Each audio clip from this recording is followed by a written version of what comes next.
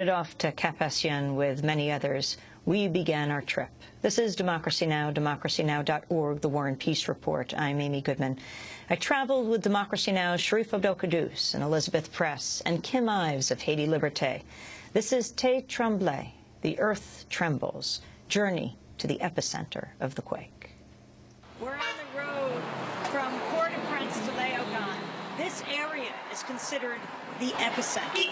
Port-au-Prince, the destruction is unimaginable. As we pass the palace, we pass the Ministry of Justice, they're destroyed. Thousands of people in camps are just camping out outside in downtown Port-au-Prince. And then everywhere else are smaller camps. By smaller camps, it could be everything but from 30 people to 1,000 people, and soccer fields. Then we went through Carrefour. Gressier is where we are right now, the epicenter, and then Léogâne of the earthquake. Well, we just stopped and spoke to a young man who said, no media here, no medical help. They see the helicopters, but they don't land, and the mass graves. This is Stevenson Calixte. Up until now, people are suffering. We have state people are wounded, they have broken bones, and they haven't done anything. There are no doctors, there's nothing here. We here in Gressier, we don't have anything, and they haven't told us anything either. And for the wounded, we can't even figure out. And 98% of the houses have been destroyed. Where are the people buried? They made a hole up here. Some places they made mass graves. Still caught in the rubble? Yes, up until now. We don't know if they're living or dead. There's nothing. We have no means to know if they're living or dead. The only thing I know, everywhere you go, when you smell the odor, you know that there are people dead there.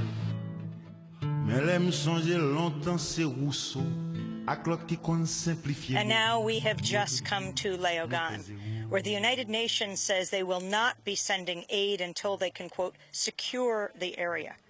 We are not sure what we're going to find here, but at the same time, the UN says this is the worst. The worst hit of this earthquake, with 90% of the houses, the buildings down. They expect that thousands of people, perhaps 10,000 people, are entombed in buildings. As we came upon this road, we see that the destruction is almost total. We're going to walk down it. What happened the day of the earthquake?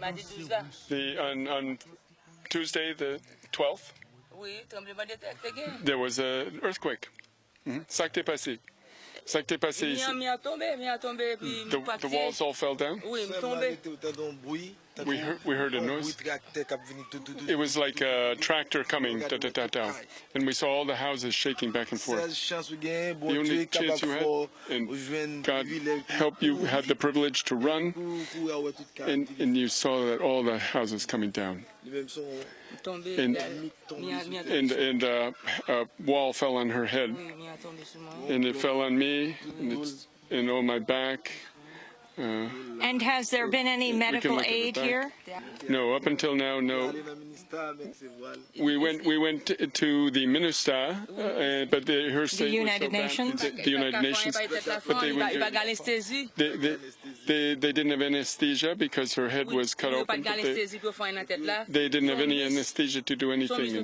Tell us what it is you need one by one. Myself, if you look at me, I don't have shoes and I don't have food. Even my shoes, if you look at them, you see it. I need clothes. We need everything, even medicines we need. And a lot of food and water to drink. We don't have water or food. And also, we're cold. We're cold. If the rain comes, we're all going to die because the cold is bad for us. Our noses are blocked. The mosquitoes are eating us. And all the bugs on the ground get on us. We need for them to come with a tent, even if they don't have time to make houses. A tent, then we could get under the tent at least. Those were the voices of Jerusalem Road, right on the outskirts of Léogâne. We've moved in now. People are extremely frustrated. They said they've seen no medical, no authorities, no one has come to help them.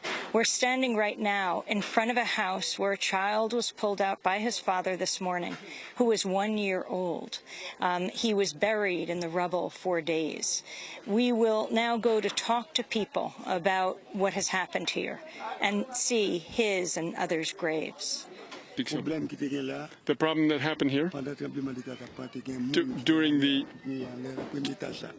the earthquake, there were people on the first floor. There were some children there, and it fell on him. We put chains to try to lift those things. But in this corner over here, they were trying to take lessons, and the wall fell on them. And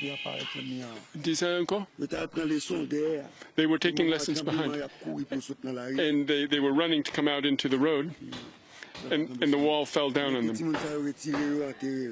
And they took out those two children who died, and they buried them. Who is they? Who took them out? We who live in the area did it. We broke down the cement because the odor was too much for us to take. And where are they buried?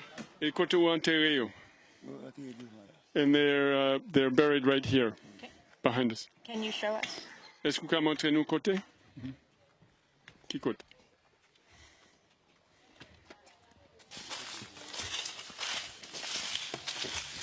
This is one of them under this pile of leaves here. And over on this, and this over to our left is the other pile. They put two together over here. They buried two together. And this is a child here, buried here where they're pointing. And another one buried over there. How old were the children, and can you tell us what their names were? This one over here was called Brundial, and he had 4 years old. This was Lin Sakange. He was 1 year old. How do you know them? That was my little nephew there. When the earthquake happened, I ran out with him. We were inside together. I ran and left him in there. We had to break the cement to go get him. Yesterday we took him out. His father took him out. His father took him out. What is your name and how old are you?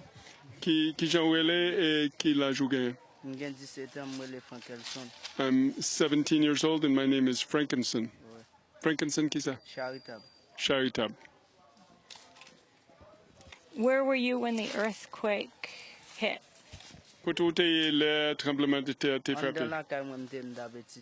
I was in that house there, studying, in my house, studying. As the ground began to tremble, they used to throw rocks at the house. I thought it was people throwing rocks. Then I heard the noise and I ran out. And then when I ran out, people came and got me. When I was turning back to go get the child, the house fell down on him. The baby Lance was buried here in the rubble. His crib, or his bassinet that we see, that his father just pulled him out of this morning, 6 days after the earthquake. People were not prepared for this earthquake. The food that they had at home didn't suffice. And now it's been a week, they can't continue anymore. There are people with broken bones. They need medical aid. We haven't found any authorities who have come to give them aid. There are some there who are with broken legs. There are kids with broken arms which haven't found care. And there are a lot of people underneath the debris.